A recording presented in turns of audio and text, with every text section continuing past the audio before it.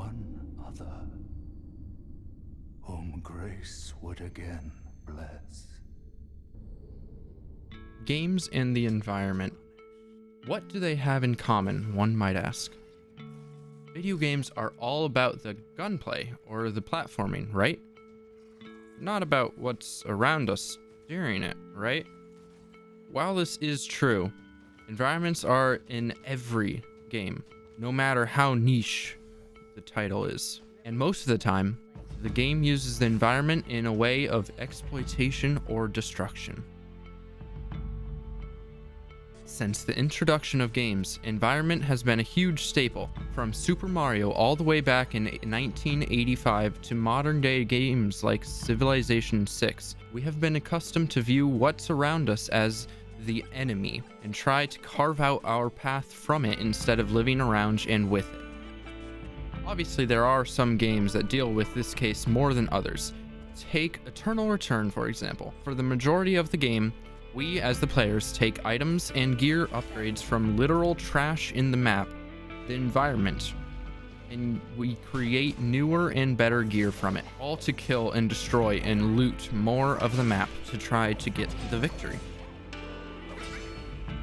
Or in Warframe, we land on a planet our character has been to countless times before, slashing and looting countless boxes from the local residents, just to fill our storage and upgrade ourselves. One of the latest updates to the game improves this feature by letting us see how the world could get through more and more destruction, but overall it doesn't sway our choices too much as we continue. Games have a sort of touch to them that make us feel, as the players, okay, or even good, to hack and slash away at the environment in these games, as the game makes us feel like we are accomplishing more if we take and destroy the grounds to our benefit.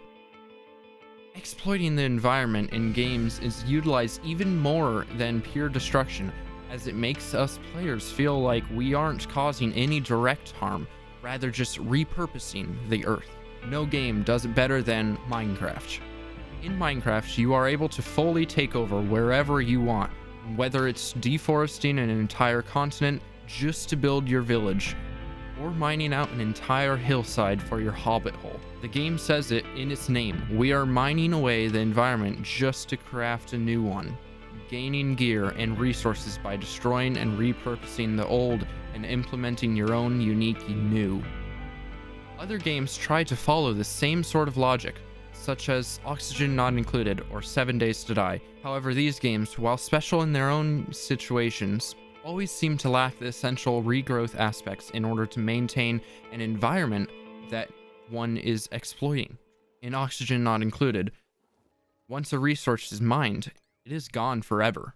There's no way to replant, regrow, do anything of the sort.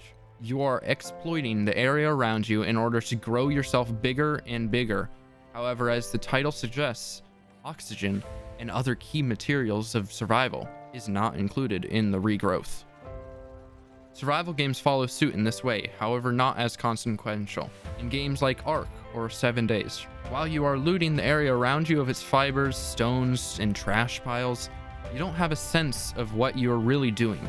You just keep looting away, not realizing the environment you are taking away in order for you to build better tools to exploit faster, and build new from old to exploit faster, to build better tools to exploit even more. While I just listed a whole bunch of games that utilize the falling and destroying of nature and the environment, that's not to say that all games are like that. The game series Civilization is a perfect example of this. In its latest entry, Civ 6, you start each game on a random plot of land, with only a handful of explored tiles around you. Immediately, you settle a city and start harvesting the area around you, building farms on top of resources and mines over hills and stone. Eventually, you find that keeping and sometimes even working with certain environments are beneficial to you. Rather than cutting down rainforests and losing valuable time and resources, you could keep it and build around it. When talking in terms of game progression, very often in games like Civilization, keeping and maintaining the resources around you is the way to go. However, as the games progress, you still end up exploiting and destroying. As I'm sure it is well known, open world games follow very limited style of interactions with the environment. A game like Elden Ring, while huge and expansive, the game only has so much you can do with the environment itself. Other than picking some berries or defeating a rogue goat or sheep, the game treats the environment as a sacred being to maintain and work with the center of the game centered around a huge tree overlooking everything around it. While video games are always known as the way to escape the reality of life, the environment always finds itself in the grasp of your palms, ready to strike or shrink at just a moment's notice. From destruction of nature or exploitation of the environment around the game, it is very present in all games and will be forever. So think of that the next time you launch, well, anything.